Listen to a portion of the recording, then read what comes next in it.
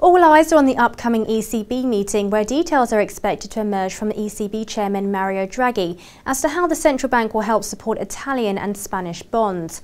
Joining me now to discuss the market sentiment and expectations ahead of the rate-setting meeting is Tony Nyman, FX Fundamentals Manager at Informa Global Markets in London. Tony, thank you very much for joining me. Now, first and foremost, what exactly can the ECB announce on Thursday? And secondly, what exactly do you think the ECB will actually announce? Bearing in mind the leaks which emerged from Mario Draghi's speech to European parliamentarians, do you believe Mario Draghi will even announce any concrete details at all this week? Well, that's a million-dollar question, Rowena. Well, hopes of concrete action have been building ever since August's meeting, helping the euro to form a base just above 120, and it's been pretty bid since. Such optimism has been increasing in the run-up to Thursday's verdict and Draghi conference, and the market is now factoring in some action. Another interest rate cut of 25 basis points is on balance factored in, while bond buying hopes have been increasing, particularly, as you say, after Draghi said earlier in the week that purchases of sovereign bonds of up to 3 years maturity by the bank would not constitute state aid, unlike that of longer dated debt. Your question's a really difficult one. We think September will yet again be a month of information gathering and groundwork laying for future action, even though time is obviously dragging after Draghi promised to do whatever it takes in late July. Remember, Rowena, no country has even asked for a bailout yet. The ECB, they won't want to give member state governments the easy option of allowing them delays to their own reform. Conditions and enforcement guidelines need to be ironed out clearly, while there are, of course, a number of pretty major events coming up throughout September after Thursday's meeting. So we think it's difficult for concrete action, bond purposes wise, Thursday. What about the German Constitutional Court decision regarding the ESM coming up on the 12th of September?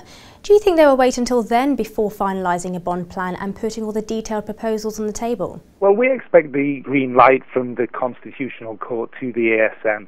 However, even after that, there are plenty of hurdles. The run-up to the Dutch elections on September 12th has seen the socialists increasing their popularity, and opposition to austerity measures and policies could surface. And then after that, EU Finmins meet on the 14th and 15th, which it seems could well pan out as an all-out attack on Greece.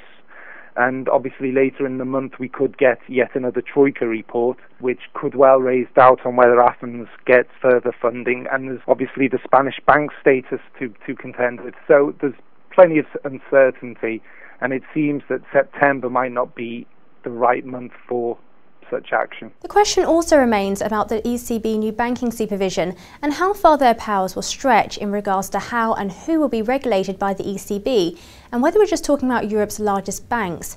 Now, details still remain hazy as to the timescale of potential implementation also. What's your view on this debate, Tony? Well, we think it's a pretty similar scenario really to the Eurobonds debate.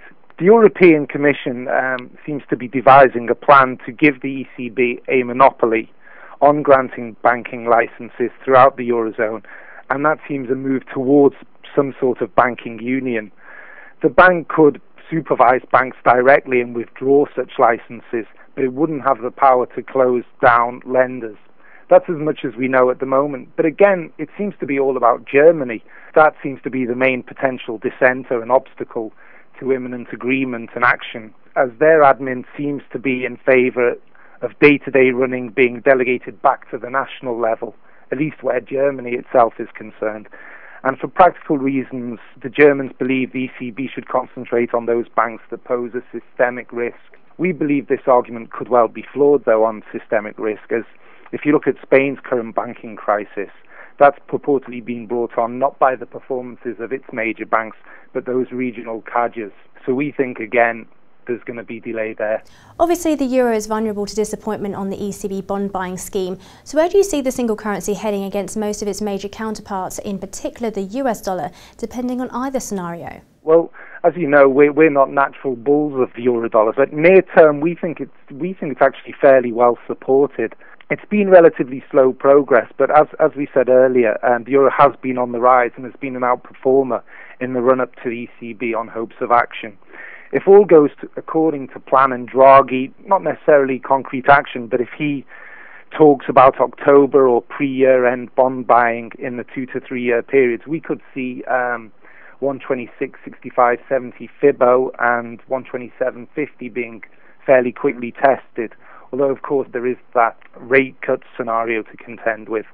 Obviously, what's in the back of our minds and practically the whole of the market, of course, as you said, is the fear of disappointment. We've obviously been down this road so many times before, but we think there's a difference here just this time in September and October onwards. Euro bulls seem to have an effective backup plan at the moment. If the ECB does mess it up again, we believe losses could well be restricted to the 124 and 125 handles near term.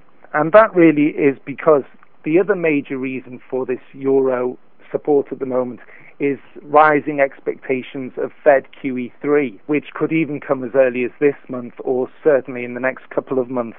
And this is a prop for the euro and is possibly a reason why this buying dips trend at the moment will continue in the near term. So we don't believe in either scenario the euro will correct too forcibly. Well, political negotiations, as you've just said, have been the usual sources of delay and disappointment.